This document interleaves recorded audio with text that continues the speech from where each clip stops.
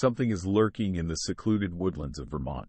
Whispers of an otherworldly being known, perhaps a little prosaically, only as the Awful, echo among locals. So much for a descriptive name. What does it look like? Its appearance will be familiar, a mythical fusion of dread and fascination. A griffin. This cryptid, shrouded in mystery, is said to have first appeared in 1925, stalking locals and filling them with fear. As the story goes, the creature was so terrible, legendary horror writer H.P. Lovecraft even visited Vermont to investigate. Supposedly, what he saw there went on to inspire many of his stories. However, not everyone is convinced. Few people out of Vermont, and arguably in it, have ever heard of the creature, and no experts on Lovecraft have ever mentioned the beast. So, what's the truth? Is a griffin stalking rural Vermont? Or is the Awful yet another easy-to-disprove urban legend? Vermont's monster, griffin, cryptid, or hoax?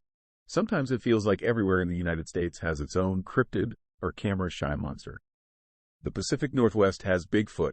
The Southwest has the Chupacabra. West Virginia has the Mothman, and even New Jersey has the Jersey Devil. Well, in 1925, Vermont joined the monster game with the joyfully named the Awful. This monster was reportedly first spotted near the towns of Berkshire and Richford. As the story goes, 2 or 3 mill workers from Richford were crossing the town's Main Street Bridge when they spotted a massive beast hunched on the roof of the Borite building. The creature was said to be so terrible, or awful, that one of the men immediately suffered a fear-induced heart attack. He later made a full recovery, as chance would have it, but was plagued by terrible nightmares for weeks. What had the men seen? They claimed the creature resembled a massive griffin with grayish wings and a 20-foot, 8 meters, wingspan. It also had a long, snake-like tail and terrifying, enormous claws. It seemed that a creature straight from Greek mythology had decided to settle in Vermont. 2 weeks later, locals reported seeing the creature again, this time with either a small child or baby clutched in its terrible talons. In the following months, the Awful was repeatedly spotted, especially by farmers, who were repeatedly sent fleeing in terror. The creature seemed to delight in being a menace, flying over fields and perching on rooftops. It never attacked, just sat there and stared. As is often the case with mysterious monster sightings like this, eventually reports of the Awful dried up. By the end of 1925, sightings had become rare, and by 1928 they'd pretty much stopped completely. Or not. Once in a while, a Vermont resident would claim to have seen a strange beast in the region. One such example is Lisa Maskell of Montgomery, who as a child spotted a monster near Trout River. A few years later, she saw a drawing of a pterodactyl and claimed that it looked like the beast she'd seen as a child. Then, in 2006, the Awful reappeared in a big way. That year, on October 19th, H.P. Albarelli published a piece in the County Courier. Has the Awful returned to Berkshire and Richford? In it, the writer recounted how a respected Richford native had seen the Awful appear from nowhere and plucked a huge black crow out of a tree. The article seemed to remind locals that they had their very own monster, and surprise.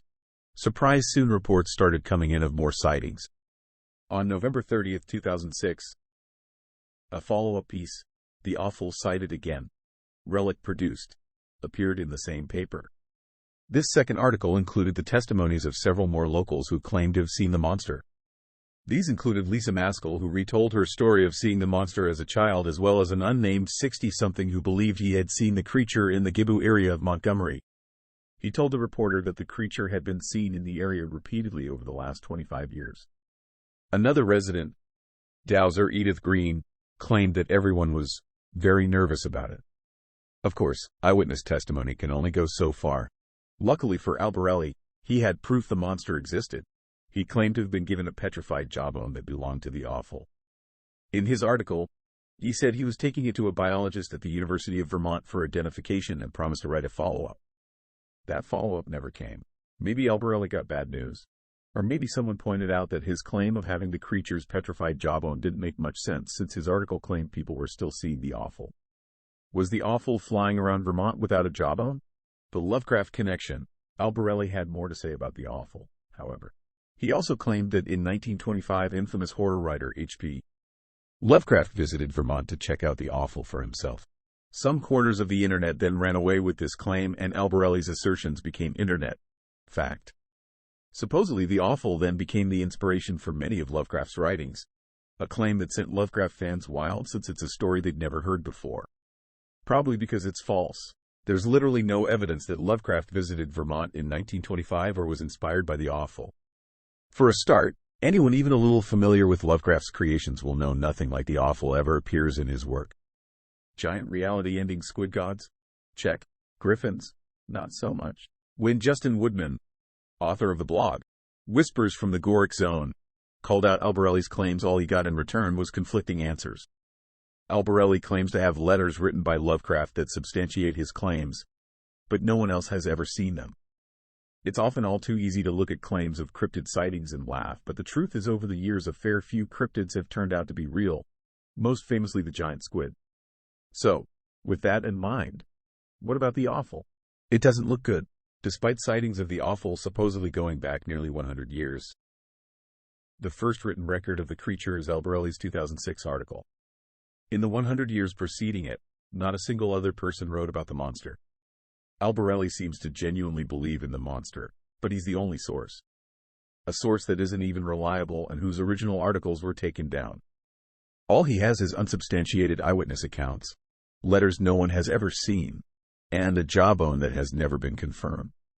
In all likelihood, the awful never existed, and it definitely didn't inspire Lovecraft, who had no shortage of inspiration, including his own troubled mind.